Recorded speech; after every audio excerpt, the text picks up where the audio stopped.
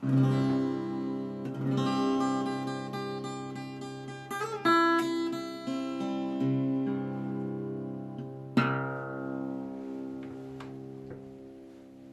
evening again. This is the third one in a row. The third one in a row. Scrotus, evil jacket. What's evil about your jacket, mate? Tell me. I like interesting names on the internet. They never actually tell you who somebody is, but they're always somewhat creative personas, aren't they? Evil jacket. Could it be the sleeve that the Necronomicon is bound in? Keep on keeping. Yeah, cheers, mate. You too. We all got to keep on keeping, don't we? I think that's why I'm doing these streams all night. What I tell you what's really interesting, right? I've just done, this is the third one of these I've done in a row, okay? It's a play in a reverse name.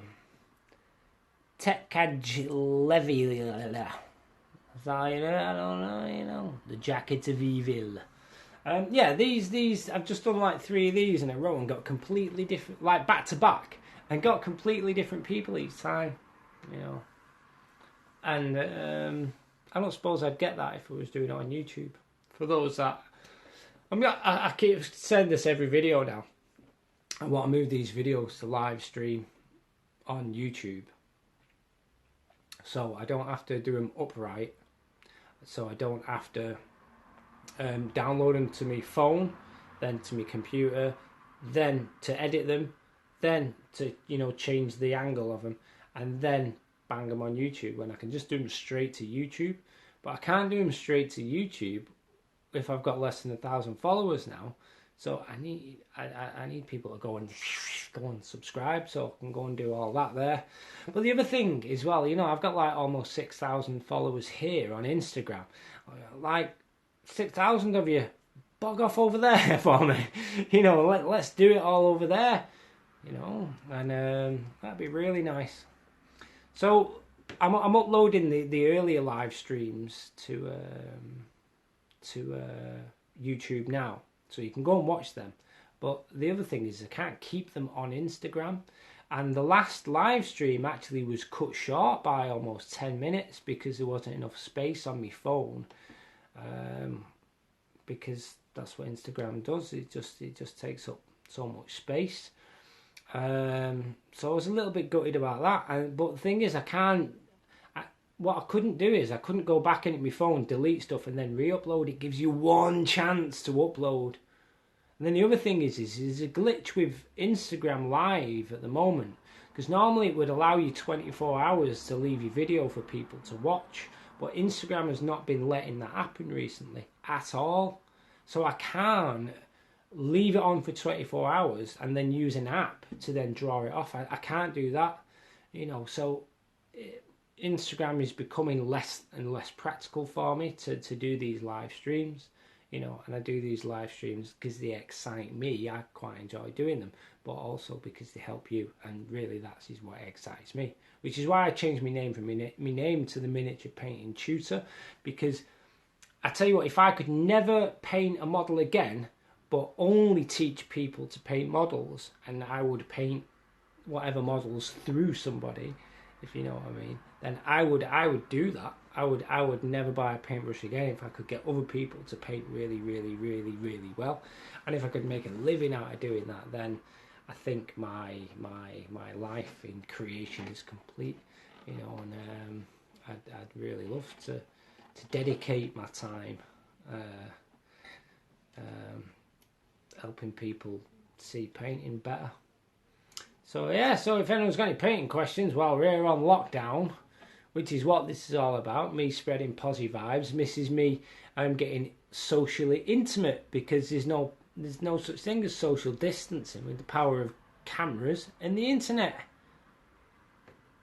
Do you see what I mean? You know, social distancing, there's no such thing. You know, you don't need bodies to be close, to be connected emotionally, because that is what the word social means. It's an emotional connection, not a physical one. Well, it depends how much money you're paying and what clubs you attend, really, so I've heard. And yeah, so get online, start chatting to people, start spreading the love. I've had a whale of a time tonight. I've got to admit, I've really enjoyed it, and I think I've made a positive impact with the people that have been on the other live streams.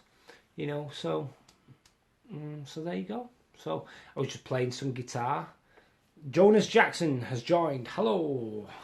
Astroyana has joined. Hello.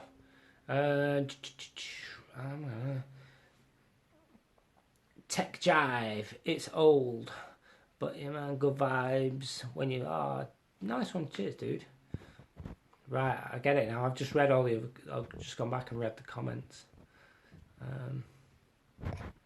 Yeah, man. You haven't painted in years, just been slowly building an army. Almost started painting today, though. Yeah, it happens like that sometimes. Enjoy the times away and enjoy the times coming back.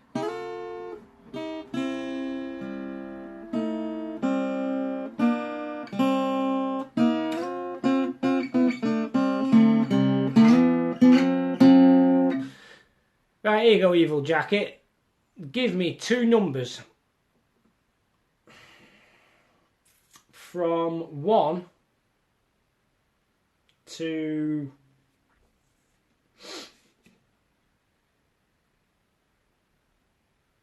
5. 2 numbers from 1 to 5. Let's see what happens when I allow somebody some randomness on the guitar. And whatever numbers you choose, I'm going to play only those positions. So you've got position 0, 1, 2, 3, 4, 5. 3 and 5. Oh, perfect. Well, that's easy. So what 3 and 5 means when your guitar is set up like this, and if your lady wants to have a copy, there's the notes so she can tune it.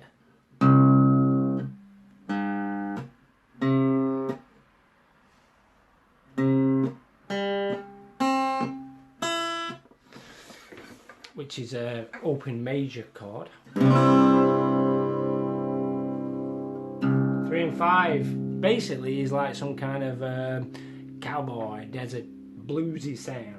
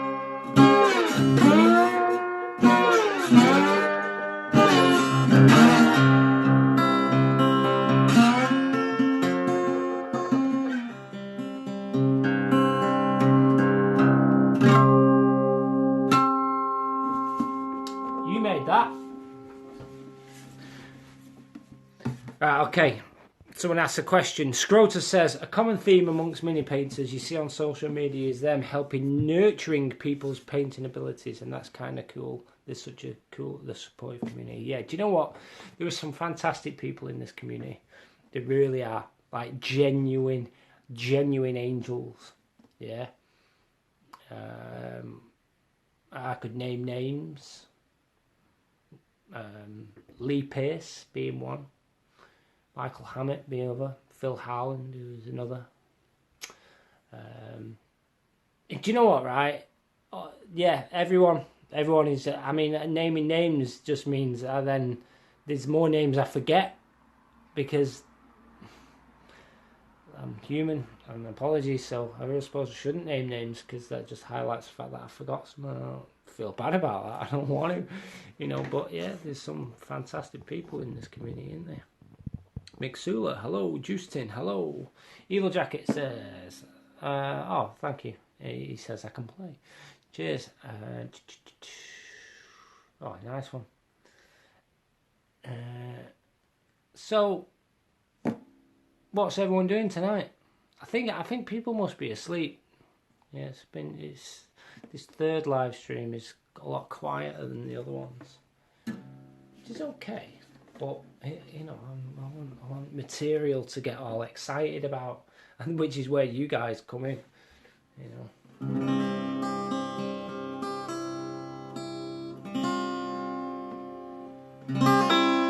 So if you'd have chose 1 and 3, that's the kind of sound you'd have got. Or depending on how I play it, we could take it to some kind of Middle Eastern vibe.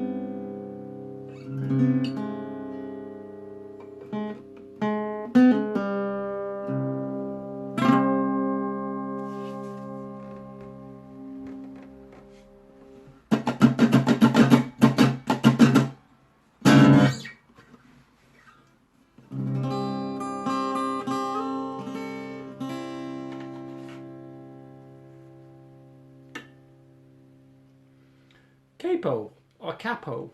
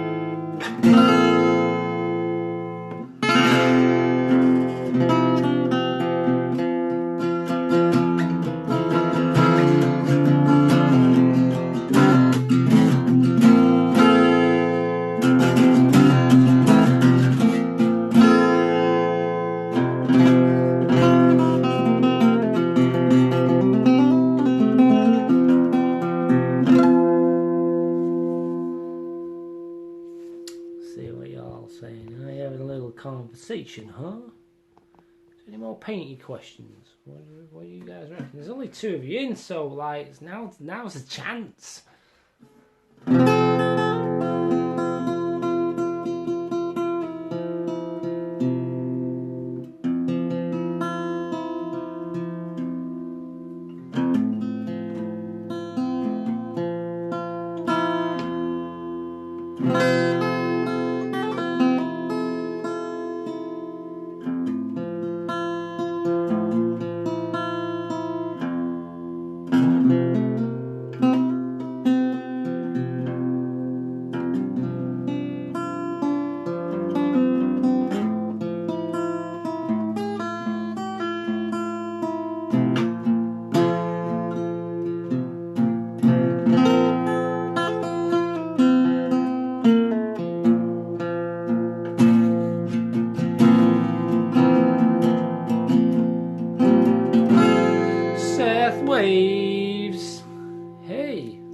Wave back at Seth Waves. What are you doing, Seth Waves? Tell me what you're up to. Having a bit of a guitar and chatting painting session. So So if you've got any painting questions, get them in. If you've got any guitar questions, get them in. If you've got any general hobby questions, get them in. If you just want to sit and listen, stay in. Yeah, we're just connecting socially because we can. And we can spread some love and joy and hobby and be incredibly close emotionally and socially, because that's the beauty of the internet. Hey Steve Shaw, how's it going, man? That's alright, my name's not really the miniature painting tutor, but I find it serves an online purpose. It really does. I suppose my name really highlights what I like to do. I really do enjoy teaching. I enjoy it a lot. And I was just saying earlier on that, you know, I would never paint a model again through my own hands if I could paint models through teaching students. I don't rarely even pick up a paintbrush in my painting lessons, believe it or not. Let my students discover and experience it all firsthand. And that's true learning. It's not just listening and repeating something like a parrot. There's true learning. You go, oh, all right, now I get it, because not only can I witness it happening, I can feel it happening. I can feel the understanding as well as have it explained to me. Yeah, and that's true learning. You know, parrot can recite poetry, doesn't know what it means, it doesn't know how to feel it. You know, and a computer can type poetry just as well as a parrot can recite it, but it doesn't. You know, Alexa is not going to recite the most moving song in the world back at you.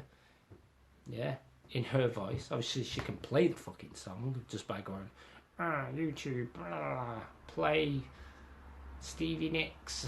You know, it's not really going to happen that way, is it? You know, so here we are. Can't remember what I was going on about really, but yeah, here we are, connecting emotionally. Oh, I don't know what's happening there. There's some suspense in that one.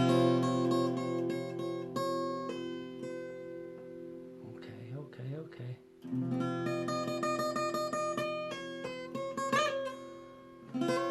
Do you know what? I don't know any Fleetwood Mac like that, unfortunately. CCR? I don't even know what CCR is, unfortunately. I'm showing my limited knowledge now. Do you know what? When it comes to learning guitar, I actually didn't learn that many classic tunes or sing-along favourites or anything like that. And I ended up learning, I mean, the things that excited me, but unfortunately it didn't excite audiences too much, because most people do want like simple ass shit that doesn't actually entertain me that much. But what I ended up doing is, like, when I started learning Jimi Hendrix, for example, I started to learn pretty quickly that what he was doing was not repeating himself. And the reason that, so every time he played something, he always played it slightly different, and he was that good. He could transpose what he was doing within the same key but to different chords, and he was brilliant at it. And I decided to teach myself that. And what I'm doing here on this is that same thing, but in a different person's style. And that guy's called John Butler, by the way. So here's my recommendation to you.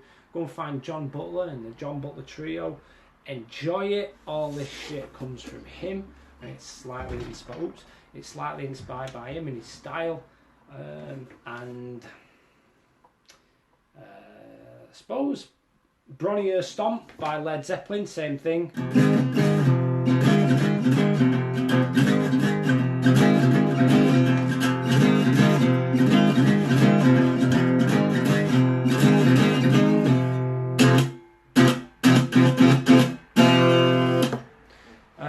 So yeah, and they pretty much work in a very similar way. So it's just, here's some notes, and do you know how to paint a picture with them? Here's some colours, do you know how to paint a picture with them?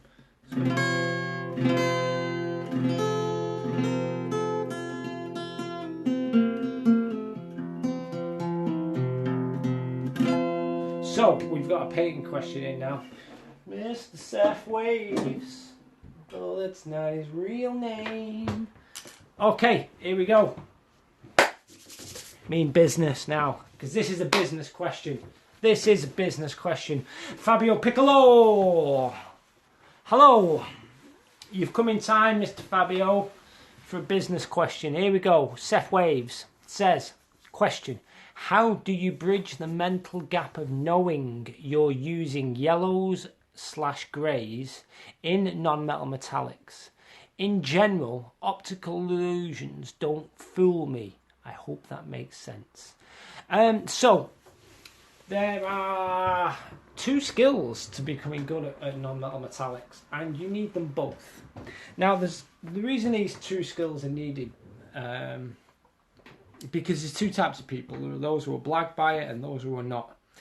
And those who are not blagged by it, like yourself, you're actually missing out. And I probably imagine you feel that way, because there's lots of people enjoying this optical illusion, because you're exactly right, it is an optical illusion. And then it's an optical illusion that is enhanced very much by a two-dimensional medium. So it's less convincing when you get it in the flesh. Now, if in that two-dimensional medium you're still not as convinced, then maybe the non-metal metallics wasn't good enough for you. The artist itself isn't good enough at presenting that illusion to you. Or maybe you're just not blagged enough, which is a little bit of a shame, because it means that there's no magic for you. So when you learn in non-mets, so I'll bring it back to the beginning of this answer. When you learn in non-mets, you need to develop two eyes. One eye is to not be blagged by it. So then you understand that you are using this brown and this yellow in these locations, in these proportions. Okay? Or these greys and greens and blues, or whatever it is for silvers and blah, blah, in these locations, in these proportions. Because if you can't see that, then you're not going to paint non-mets. But then the opposite also applies. If you can't see that you have accomplished the illusion, then how do you know you've painted non-mets? See what I mean? So when learning to paint non-mets, you need to develop two eyes. You need to develop the eye that is blagged and the eye that isn't blagged. Okay? So you're basically telling me you're in the position where you need to develop the second set of eyes, which is how to be blagged by non-mets. I'm just plugging my charger in, by the way. How to be blagged by non-mets. It's a skill. It's not I'm not blagged by it, so all y'all are just doing some crap that I don't understand. It's not about that. It's actually this do you understand how or appreciate the show? Yeah. And now, it's not about appreciating the technical aspects of painting. For example, oh wow, the blends are so smooth, because you could do that without being blagged by the optical illusion. Now, the other thing is non-mets isn't about blending well. It's about putting the right proportion of colours in the right locations. Yeah, the right proportion of the right colours in the right locations, blended or not. Okay. So you need to develop your technical eye for the magic of it all. Because if you don't have the technical eye for the magic of it all, then it's just going to be bland and technical. And this hobby is more than bland and technical. At least to the people that prefer the artistic side of things. I hope that helps you out. So let's go down another road. Ask yourself, are there any pictures, so images of non-mets in a two-dimensional format, whether they're on a digital screen like this or whether they're on ink on paper, for example, are there any non-metal metallic examples that actually do excite you, that are convincing to look at? Okay. Now, chances are, if you were to see those models in the flesh, you wouldn't be as convinced, and that bit then is down to the artist. Yeah, being good enough or not. Now, not all non-mets is convincing to the eye in the flesh, regardless of how good an artist is. And that's just the nature of the game. Why? Because non-mets is a two-dimensional effect forced into a three-dimensional world. So it does not come into its own in that way. Okay? Which is also why you can't really judge non-mets accurately online, because you're more likely to be suckered into the magic of it, in which case just enjoy it. But don't think you know good mets from bad non-mets, because you don't know how to assess the painting, because the illusion is too strong in this little world here. Okay? You just got to enjoy it. Now that's also a wise thing to do, because it's put online to be enjoyed. It's not put online for almost any other reason. It's put online to be enjoyed. Yeah. And the artist would really prefer you to enjoy it as opposed to criticize it. In a word, slag it off, which is unfortunately what the word criticize is turning into. If you use it as a learning tool, so for example, if it's poor non-mets, use it as a learning tool, not to say how you dislike it, yeah, but to say, all right, well, don't even say it out loud, because maybe the person doesn't want or need or appreciate your feedback, and maybe your feedback will not do them any good, because do you know how to give feedback? If you're going to give feedback, you give it silently to yourself to improve yourself. All right, so for example, that non-mets doesn't convince me because maybe the light could have been in these shapes. So I will try in these shapes to find out if I'm right. Because you might be giving feedback and be completely wrong, especially if you're a person that can't do it, doesn't understand it, blah, blah. And there are many people who talk but can't walk the walk, you know. So to bring it full circle, you know, every example of painting, whether it be non-mets or not, is a great opportunity for you to improve yourself, as opposed to try and force somebody to do it the way you would like, which is what criticism really is. So, you know, again, as a miniature painting tutor, which is really what I consider myself more of now than a miniature painter, I walk a very fine line, and I understand that I walk that fine line between improving somebody and getting them to do it the way that makes me happy. Now, if I get people to do things the way that makes me happy, I am then a poor teacher.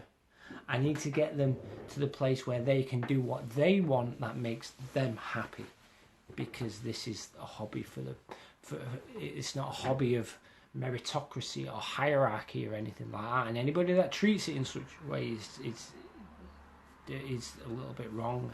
In fact, almost any art is very much that way. Now, that's not to say that respect should come up and down in appropriate manner, you know. But we should learn to appreciate all levels of art and abilities, because it's what makes us, it gives us the ability to improve ourselves, because that is the only place you can really and morally affect. Maybe this is not the answer you necessarily expected, but all this actually is relevant and important. It's relevant and important because it makes you a better artist, and it'll actually help you improve sooner. Yeah, and this more human element, this element of heart, which is very much where I talk about within the hobby, and this element is that bit you're missing in seeing non-mets, the emotional part of it, the magic part of it. It's not just about the right colours in the right place. Yeah, there's more to it. Do those reflections, for example, inspire a sense of mood, atmosphere and location without telling you where that location is? For example, on my non-metal metallic, any of my non-met models, you tell me what those light sources are, where they are, how big they are, and how far away they are. No one can tell. Yeah, I don't even know. But when you look at that model, you're inspired. You go, oh wow, yeah, I can see that guy is in X, Y, and Z place. With your imagination fills in that blanks. Yeah, instead of But if your imagination isn't filling in the blanks and you're too busy trying to figure out colour proportion and things like that, hey, don't I get weirdly young if I go like that? Is that, or do I turn into someone who does just look weird? I'll pull all my wrinkles away. I ain't got that many wrinkles. But you see what I mean? Engage in the magic. Practice engaging in the magic. And that might require you to practice looking for things to appreciate. And the more you look for things to appreciate, you'll get certain endorphin rushes. And when you point those things out to people, instead of giving advice on the things that you thought weren't good enough or weren't quite right, though some people do appreciate those things, but I think it's best to A, wait to be asked, especially if it's public, or B, give it in private in a way that is best helps them, as opposed to tell them your likes and dislikes. But when you look for things to appreciate and to compliment, yeah, you will find you boost people, and you get a boost yourself, and it's a neurological and endocrine based boost as well. You'll find actually you and the people in the community benefit more from feedback based around that. Do these things that I really liked more because you did them really well. How would you feel if somebody in work said that about your work? I want you to do these things that you did well. Do them more. In fact, if you could do those things well there, could you do them there as well? And really what you're doing is you're getting them to do those things well in the areas you think could be better. But they're excited to then do that. See what I mean? It's very interesting the way minds work.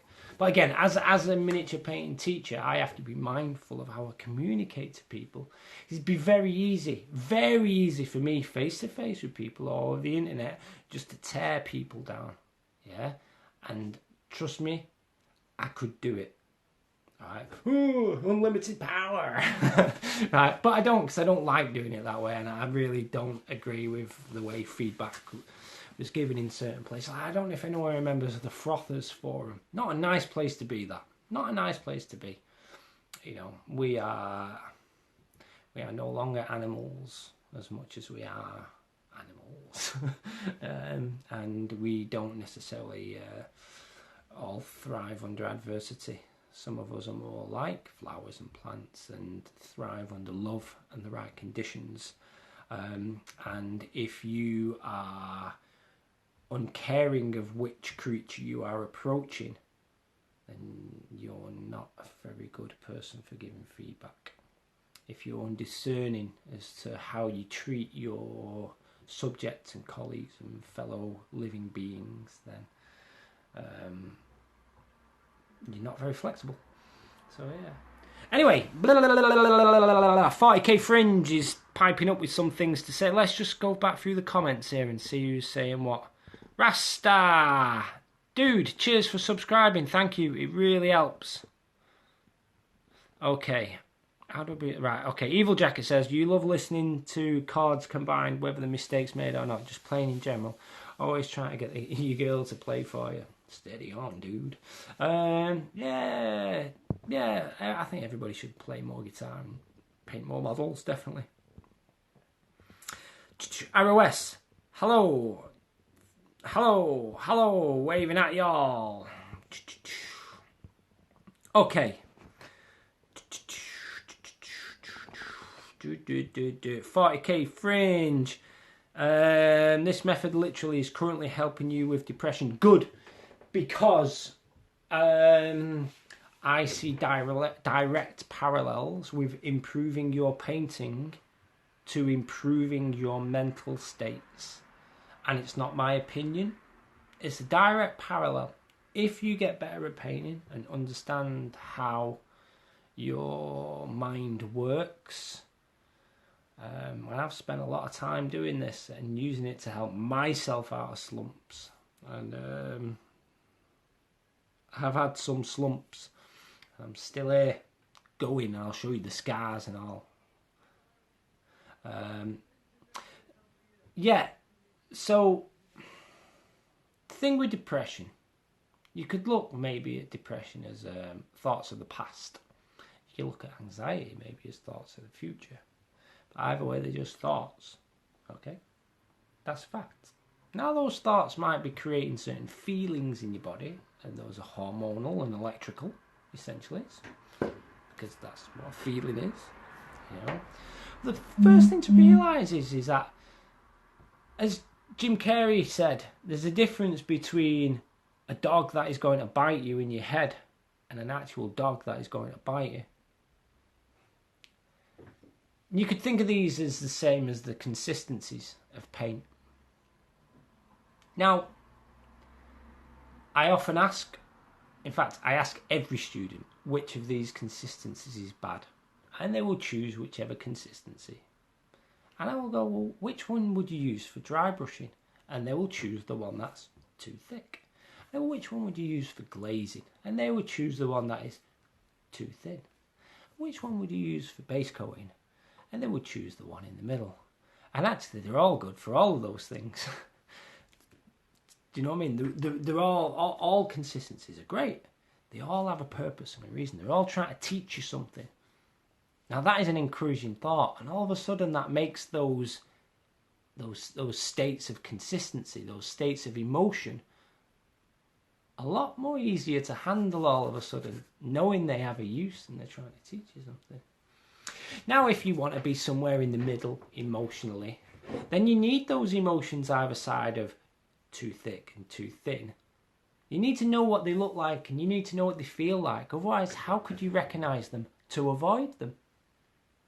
So they're fantastic tools to have. Absolutely brilliant. You know? Now you can't avoid them.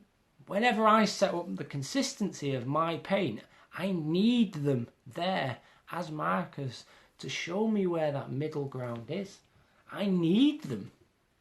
Now the only time they become a problem is when you don't know you need them and you're trying to escape them. My paint jobs are so crap. But no paint job is crap because you're doing it, man. You're doing it. You're in the game. All right.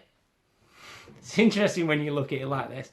But when you realise that they're your markers to keep you steady and narrow, they help you choose where the good ground is. That's what you have to practice then, and you become grateful that these things are there, keeping you in. Do you see what I mean? These aren't pitfalls like on a bowling fucking alley. These are the cushions that keep you straight and narrow. You know, and if you attach that thought, all of a sudden you're creating new neurons in your brain that say, actually, these states are here to protect me because they are natural states. But unfortunately, we have the power to keep these states of past and present, or too thick and too thin. Yeah. We have this habit of convincing our bodies that they are real for too long. Yeah. Because right now, we're having a great conversation, face to face, socially contacting, believe it or not. Probably in a closer way than most people might think, you know. So attach the fact that these things are useful, and all of a sudden you will cheer up. Practice that. Strengthen that neuron. Strengthen it. Remember, when you've got those feels of empowerment because these things are actually useful, you'll start producing different hormones which tell your brain actually everything's all right. All of a sudden, I'm making myself feel excited even more so now just talking about it. I don't know how it makes you feel, you know. So, you know, painting has direct correlations to feeling good, you know, or feeling bad, depending on how you perceive it. But the way I just splashed out those mental states in analogy to those consistencies, that's pretty solid.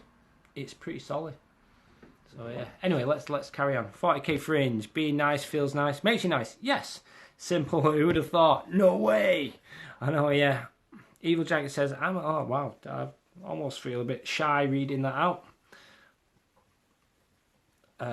Thank you. Thank you. Seth Waves, awesome, really inspired by my night cantor. That's one of the minis that gets you every time. Oh, dude, thank you. Yeah, thank you. I think it's one of my favourite paint jobs recently. definitely I tried to level up in many ways painting it. It was me really trying to develop myself. And it's one of the cooler Stormcast models, without a doubt. Thank you, thank you. I use a lot more white and brighter colours on him, so he sticks out in almost all. He makes all the rest of my models look too dark now. So it's taught me something about my own painting. So thank you. I'm glad you're getting something out of it. Evil Jacket said, "You're a living legend, Tommy. Thank you for being you, bro. See you around." Thank you. Like, I wasn't going to read that out, but I figured I should. I have to get used to not being too shy, which is one of my emotional consistencies that I've struggled with. Being more confident and being proud of what I do and what I do for you guys, because I really enjoy doing it for you guys. I really do. You know, so thank you. Seth Waves, fact, painting saved your life. Dude, wow. That's something. Oh, in fact, you're carrying on, right. Do you mind me reading this, Seth, by the way? I won't read this until you say. Okay? I won't read this comment. It's your next comment where it says, "I have depression," blah, blah, blah, blah, blah. And I'll wait for your permission. Your mantra is... Do or do not. There is no try. Correct, yeah. 40k Fringe says, exactly, you had to cut some negative words out of your vocabulary as well. Well, here's an interesting thought about negative words, because I'm going through a similar journey myself. It's not about cutting out negative words, because words are just sounds. They're not negative. It's the meaning you attach to them that makes them positive or negative. Because remember, it's either it's fired as neurons in your brain, or it's produced chemicals in your body, and all that bit is your business. So the word cunt could hit me, and if I perceive it as negative neurons fire and negative hormones fire. That's pretty much how it works. Yeah. Whereas I perceive it as positive and funny, posy happens and posy happens. Well, that's your choice.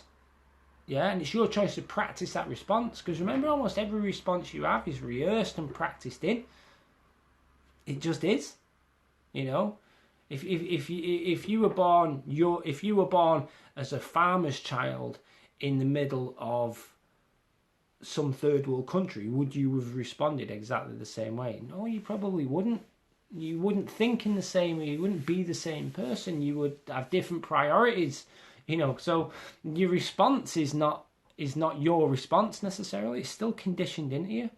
The question is who, if you have had a choice to how you were educated and all the things you became, everything about you is conditioned in.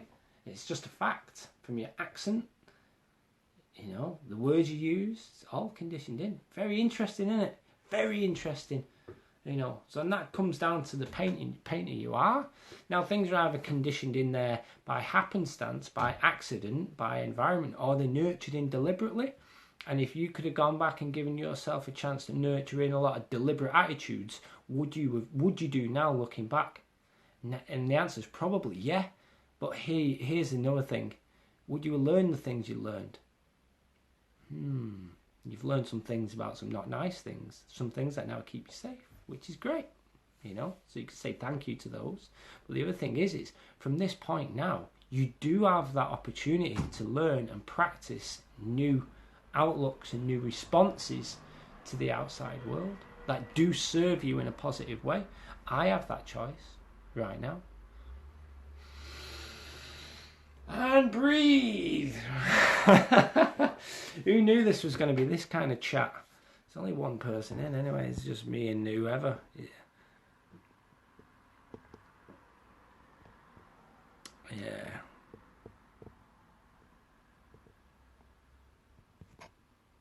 Yeah, man. There's something you said there. We only truly learn from failure or defeat. Here's an interesting thing. You can learn from other people's failures and defeats as well. So observe people. Don't correct them. Use it to learn yourself, which is something I said in painting earlier on in this video. So yeah, there you go. That was a nice chat, that, actually. I appreciate that. Tim Cannonberg, hello. Peter's Painting, hello. And Vicar Gar, hello. What people talk about? Let's talk some more hobby. Really enjoyed that. It was a good old waffle. It was a good old waffle.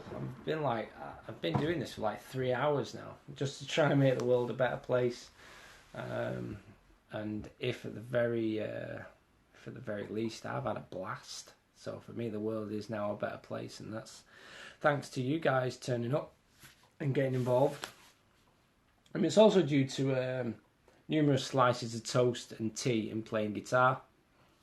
So while there's nobody asking any questions, feel free to ask me whatever hobby question you like. Probably not a rulesy one, because I ain't up to date on any rules. Because rules is easy to get up to date with.